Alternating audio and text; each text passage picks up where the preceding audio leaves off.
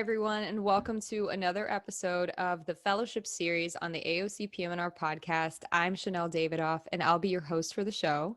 If you're new to the podcast, in this series, we're dedicated to learning all about fellowships in PM&R, as well as chat with current fellows and early career attendings about their unique experiences and career paths.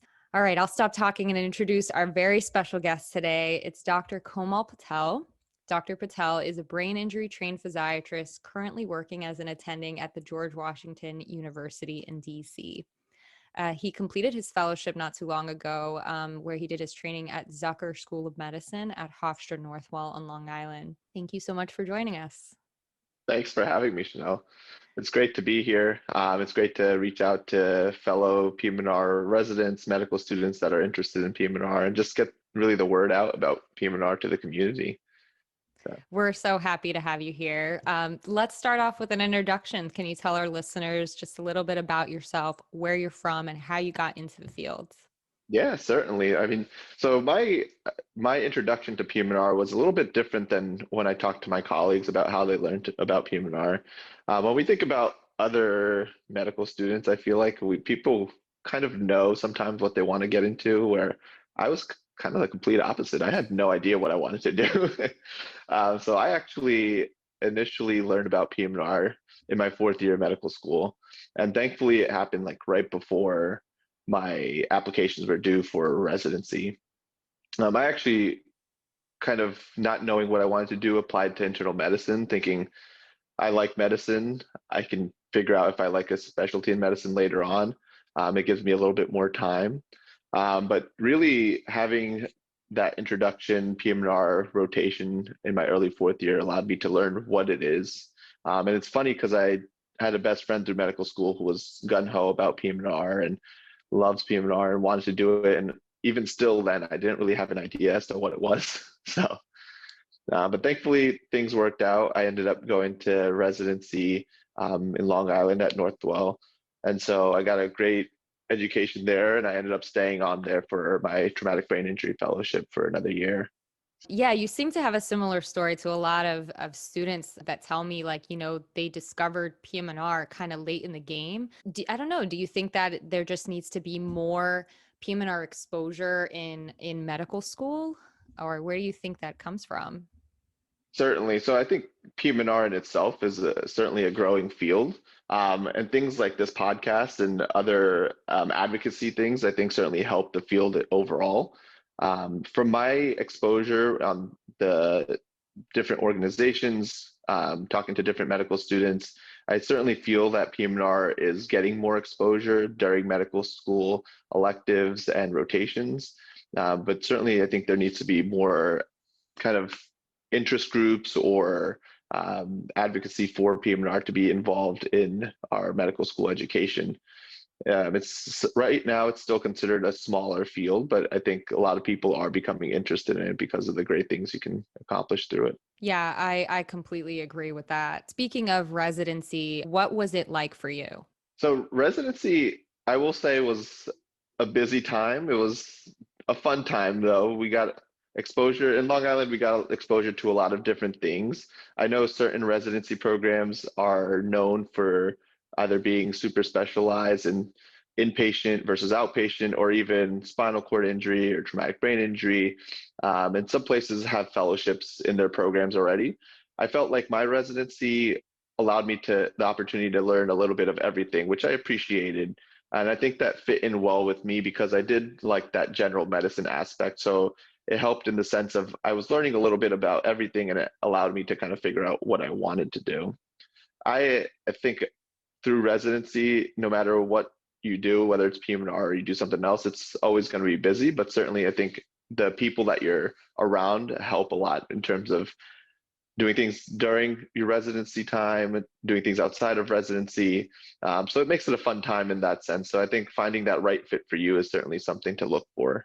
Yeah, I echo that. I really think it really makes a difference who you're surrounded by and kind of the culture and environment you're in that really makes a difference for your experience and how you work together and everything, especially in residency where things are so busy. And I think that spans across all specialties, not just medicine, but PM&R too, which many people don't realize how busy we get, especially on those inpatient services. So, what exactly drew you to the field of traumatic brain injury? So kind of like I mentioned, I didn't really know coming into PM&R. I knew what PM&R was because of my medical school rotations, but I thought I liked PM&R because I saw more of the sports aspect, the musculoskeletal aspect, and I think that played in part into being an osteopath and how that connected with learning OMT and learning about the neuromuscular systems and being focused more on that. And so I thought I played sports as a kid. I love sports and I love watching sports. So kind of seems like the right fit of being musculoskeletal related and allows me to pursue a position in sports medicine eventually. And so I actually came in thinking, hey, I think I want to do sports medicine.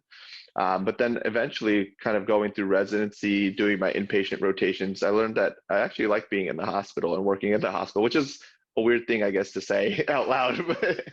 But I enjoyed it, and it allowed me actually to learn that with traumatic brain injury, you see and you deal with a lot of medical aspects and medical care of a patient. And so it was that right mix for me to say, I get to do some medicine, I get to do rehab, and thankfully, with traumatic brain injury, dealing with patients that have concussions, it also covers a little bit of that sports basis for me. The other thing I'll say about my exposure to TBI through residency is that you really get to know and deal with the families. I think you really spend a lot of time with them and go through some of the hardest times for them, especially when they're taking care of a loved one. So I think that really brought out what I liked in TBI. That's a lot more than what I thought, TBI encompass, right? In residency, you're on the unit, right? You're in the brain injury unit, and this is kind of all you see, those anoxic brain injuries, those strokes, those tumors, and it's kind of disheartening, but you never really think of TBI being more than just that, like across the spectrum of care. So I will say, I think when I was doing research on PM&R when I first was applying, I did hear about combined medicine and PM&R programs. I don't know if they exist anymore, but that's kind of where I found that balance of musculoskeletal and medicine.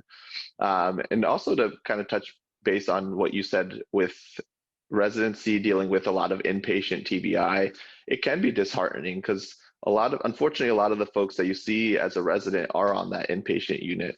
And if they're needing inpatient rehab, a lot of times they're more severe traumatic brain injuries. And so you don't get to see the folks that really come to the hospital and leave straight from the hospital, or the outpatient world where it may not be as severe of a head injury.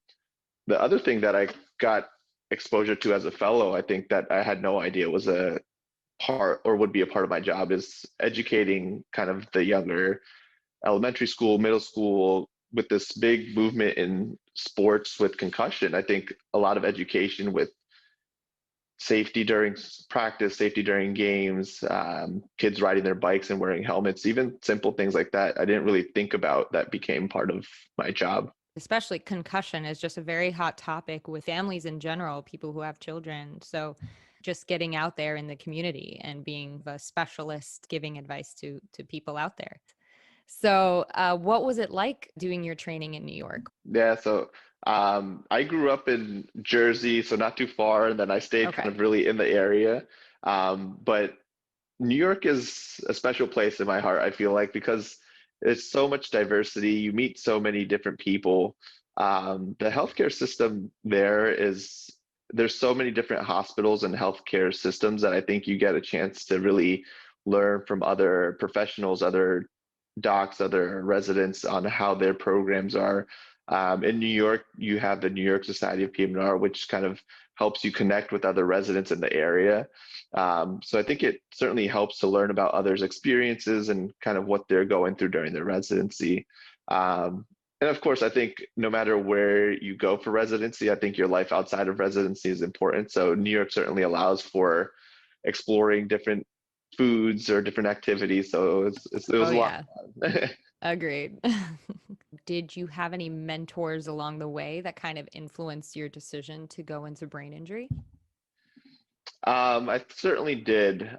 Initially, I think my first year of residency, I think you're still learning kind of the health system, learning how things work, you're learning who the specialists are that you're dealing with. So at that point, it was a little hard to really kind of transition into finding a mentor, really figuring out what I wanted to do.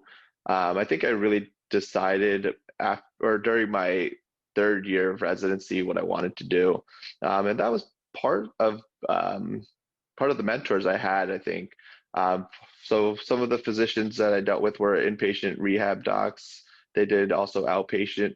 And they were not only just focused on TBI, I also had mentors that were spinal cord injury docs. And I think there are overlap in the different subspecialties of PM&R, like spinal cord injury, traumatic brain injury. They both kind of do inpatient rehab, they do outpatient rehab. So their lives are similar in that sense.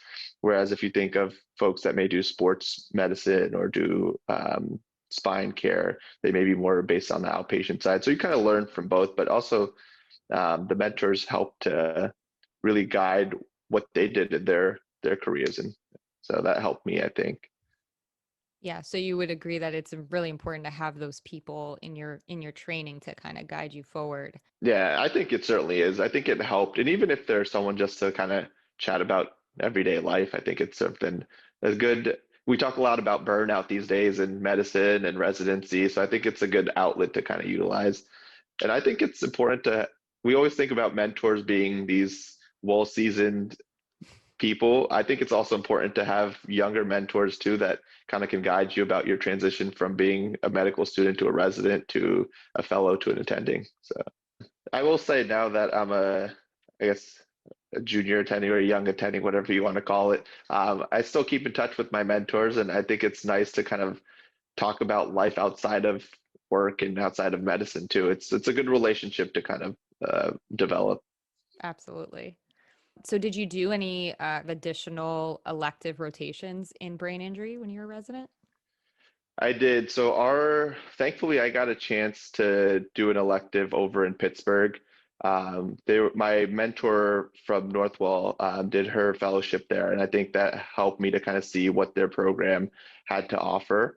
And so I also wanted to get a sense of what medicine was like in Western Pennsylvania. So that gave me a chance to really experience the culture there, the type of patient population they saw, the severity of brain injuries that they saw. And I think it just helps as PM&R being a small field to develop relationships. You learn that everyone really knows everyone in PM&R. Right, and even more so probably as you further specialize in brain injury, I can imagine. Certainly. So what did you look for in a program when you were applying? So I think TBI fellowship is a newer or newly accredited fellowship. I think they just started their accreditation process a few years ago. And so that was one thing that I was looking for. I think a lot of the TBI programs, some were more well established than others. And really, like you mentioned, the more specialized you get, the smaller pool of physicians you have, and the more people know each other, and you kind of learn who's like the big heads or the ones that do a lot of research or know a lot of information. And so you want to learn from them, of course. And so I think that also played a part into it. And then also location was a big thing for me. Um, Being close to family, friends, I think played a part into where I decided to stay. So once you decided what you were looking for in a program, what was the application process like? Okay, give us like that general timeline that someone who's interested in applying should expect.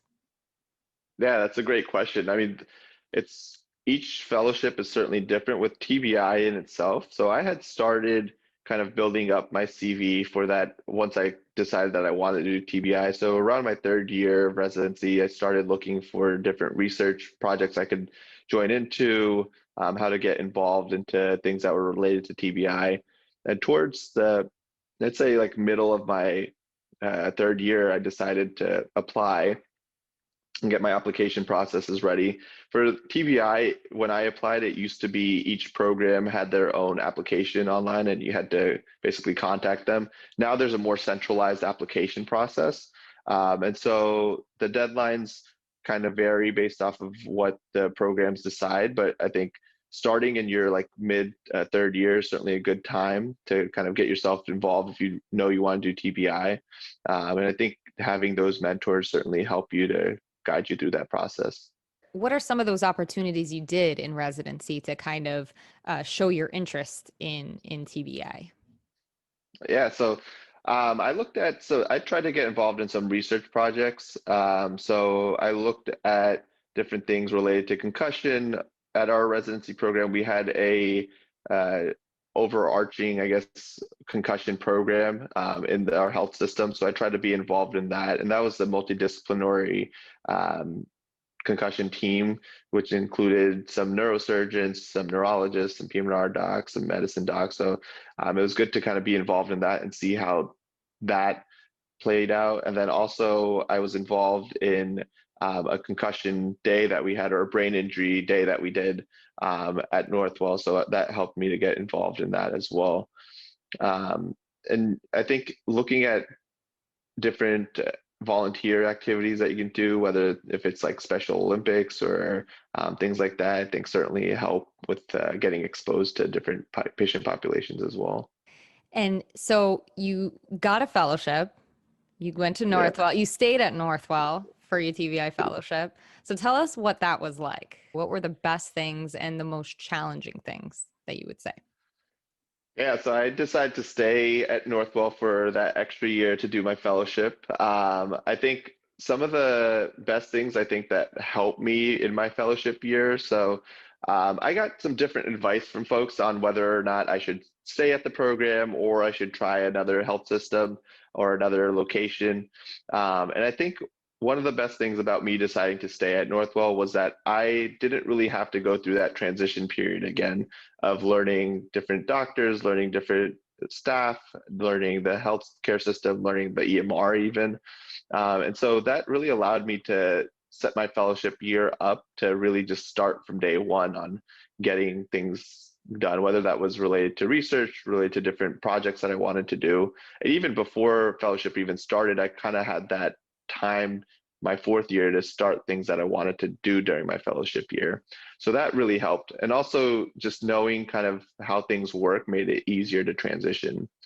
I will say one of the harder things also with that is that I was just a resident and I turned into a fellow. And being that Northwell was a new brain injury fellowship that year, it was hard to get folks to really see me as a fellow, not necessarily from the physician side, but more from like nurses, from therapists. And I was the first fellow there, so they didn't really know what to expect from me, what my role was. So that was a little bit tough in kind of building that up. Right. You were in this just weird limbo phase where, wow, we have a new fellow, but he was also a resident. But yeah. Yeah. I mean, a lot of people don't know what the terms even mean, right? Like from intern to resident to fellow, like you're a doctor, but why have these designations? But so kind of defining your role was a big part of my fellowship year as well.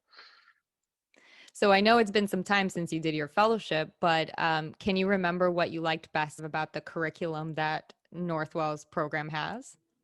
Yeah, certainly. So the best thing that I enjoyed, so I liked a lot of ICU consults and seeing folks when they first had their traumatic brain injury. And so we had a pretty robust trauma team that was very open to having PM&R part of the conversations, especially early on, which was nice. I've had experience where consults are just basically about discussion, and that was not something that I really found interesting. And so I think having that side of how can we get this patient to be more aroused or less agitated, and how do we get them to a good point where they are good candidates for acute rehab or for rehab later on. And I think being there from the beginning also allows you to see the patient's progression through their recovery, which was amazing to me. So being very involved in the ICU part of it was one of the best aspects, I think, of the curriculum at Northwell.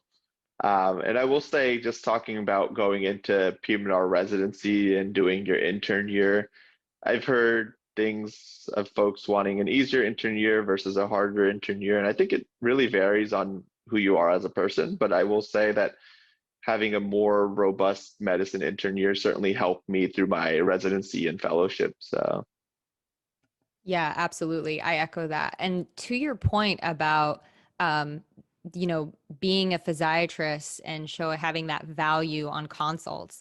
I'm at Northwell. I'm a resident at Northwell, so I'm a little biased as as you.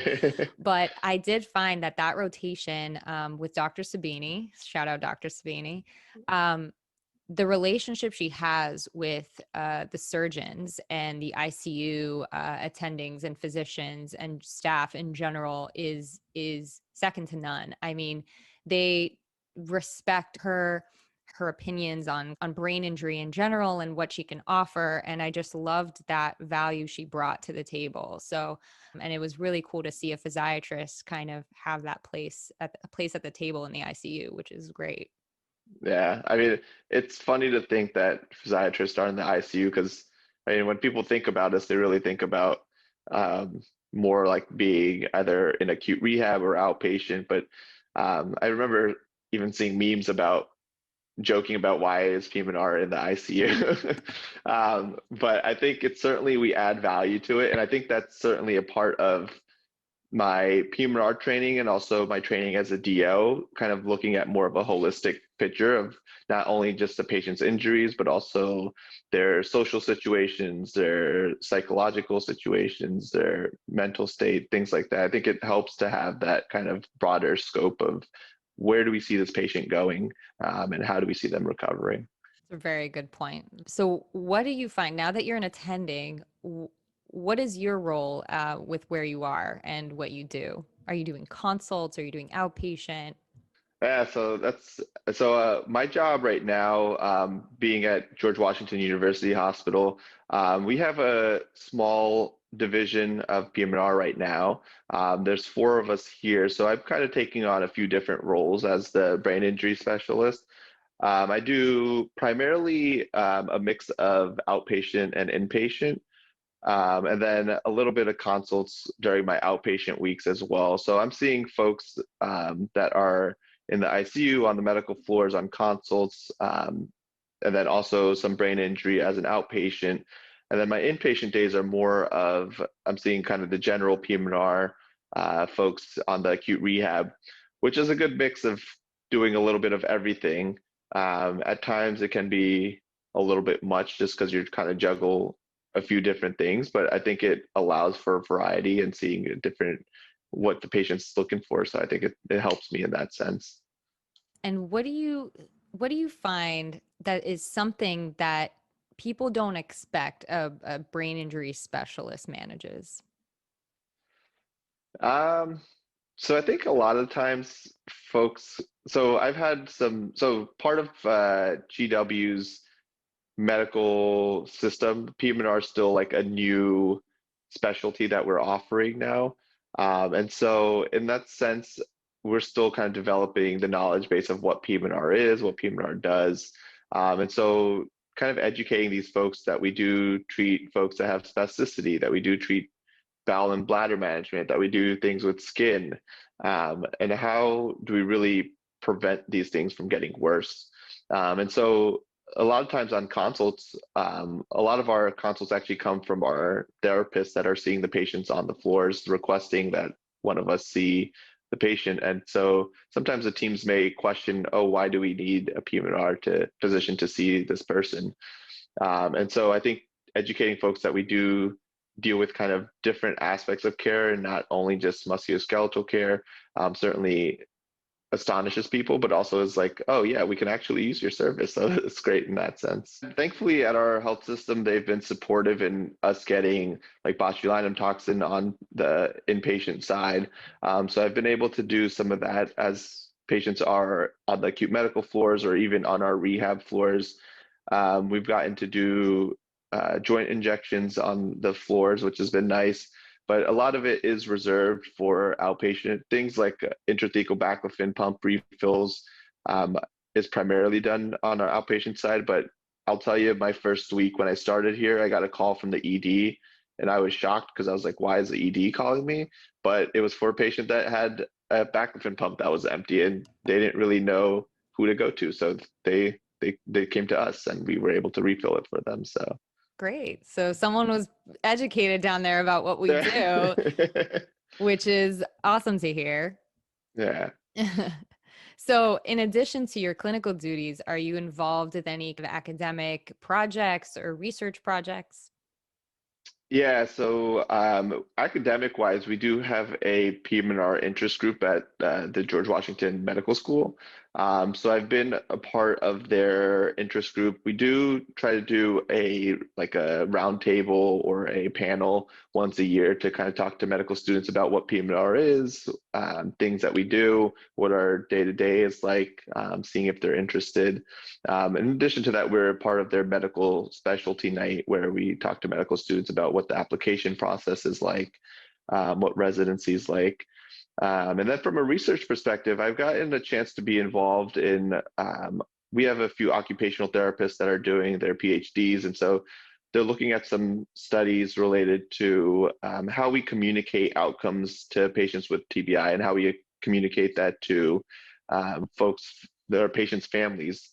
Because the coma recovery scale we use pretty frequently to assess how a patient is doing, but how does that actually get communicated to a patient's family and what does that mean to them? So we're looking at ways to make that easier. And then I have had the opportunity, or I've been asked to be involved in some trials that some pharmaceutical companies are doing. So we're in the works to try to work through some of that, which will be interesting to see how that goes. That's amazing. So going back to that, the project about communicating prognosis and recovery, I find that that would be useful as a resident. We know the textbook meaning of recovery prognosis, but how do you communicate that to families? Like I find that that would be really useful, even for my own knowledge. So Thank you. Yeah, I mean, yeah, it's certainly something that I thought about like as I came closer to the end of my residency and fellowship of like, how do we tell patients' families like what they're going to be like in a few months or a few years, or what does what we do really mean to them?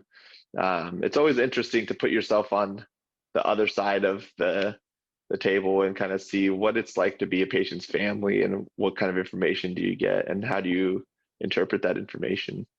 right. I feel like I always end up just saying we don't have a crystal ball, but this is what the data shows, stuff like that. So definitely would be useful in the future. So, Dr. Patel, you are a DO, so you know I'm going to ask you this. Where do you see osteopathic medicine fitting in with brain injury medicine? Yeah, it's a very good question. So I've actually been asked that before, and kind of asked why I chose the route of being a DO and then ended up in brain injury. And I think part of it is, like I mentioned, I think part of training as a DO, you get a more holistic approach.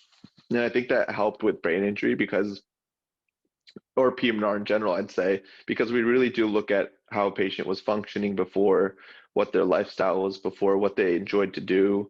And I think what activities would get them motivated to kind of recover, things of that nature.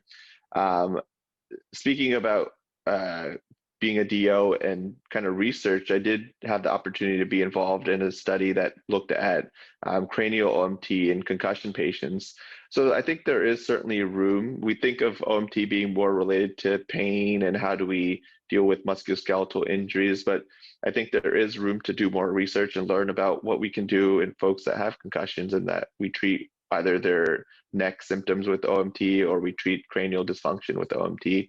I think being a DO, it allows you to be good with your hands, and I think you certainly need that as a physiatrist. Oh, absolutely. I think it complements the field greatly. But, people don't really think of brain injury medicine as something that we can utilize our OMT skills in. So, cranial is definitely one of those things. And that's a really interesting study that you were a part of. Do you mind just telling us a little bit about that?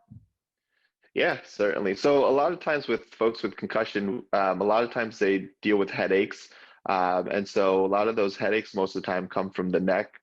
And so treating their neck and treating their cranial dysfunctions, we wanted to see really, are we seeing any worsening of symptoms? Are we seeing any symptoms get better? And so with this study, we really looked at just, is it safe to do OMT in these folks? And so we unfortunately only had a small sample size, but I think based off of what we were able to see, no one really had worsened symptoms. We didn't really get a chance to look further out and say, did these folks get better quicker than folks that didn't have OMT? But I think there's certainly room to grow off of this study and say, are we doing treatment and are they having less symptoms? Are they having less intense symptoms, less frequent symptoms? Are their symptoms getting better sooner? So I think that's certainly a good aspect on the concussion side.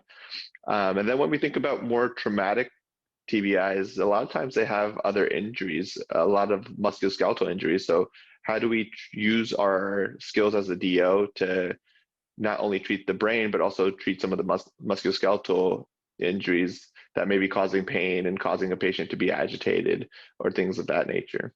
Oh, you're right. Because, like we were taught, a patient with brain injury, their agitation has to be coming from somewhere. So maybe treating their pain in some way will be helpful. So I can imagine that that could be very useful in that scenario. Certainly. And what advice do you have for residents looking to apply to a TBI fellowship? I'd say try to get involved as early as you can. I think certainly showcasing that you're interested in TBI helps no matter where you're applying to. I think there's such a wealth of knowledge that we have, but still need to learn about the brain and how it recovers.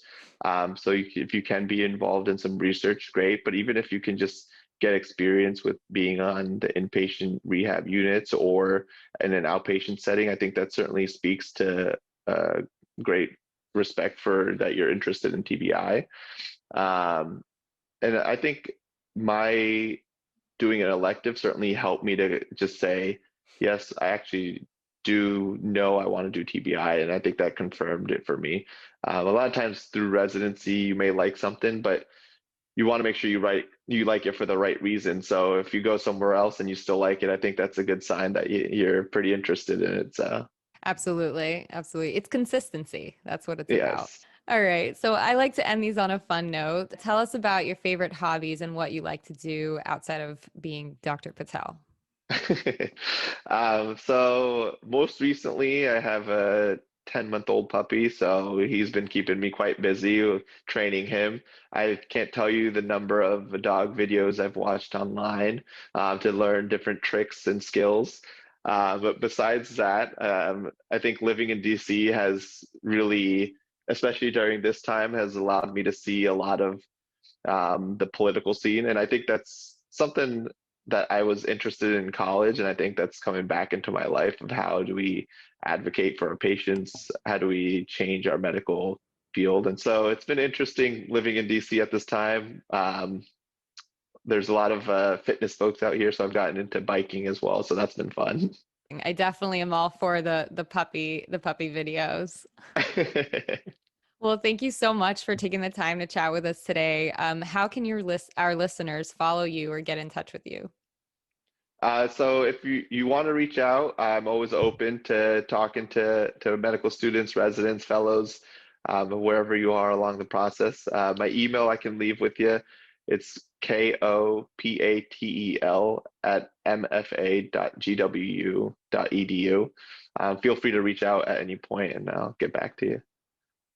Awesome. So if you're a resident pursuing fellowship or just a medical student wanting to learn more about various opportunities in PM&R in general, subscribe to our AOC PM&R podcast so you can get notified about additional episodes. All right, catch you guys next time. Thanks. Thank you.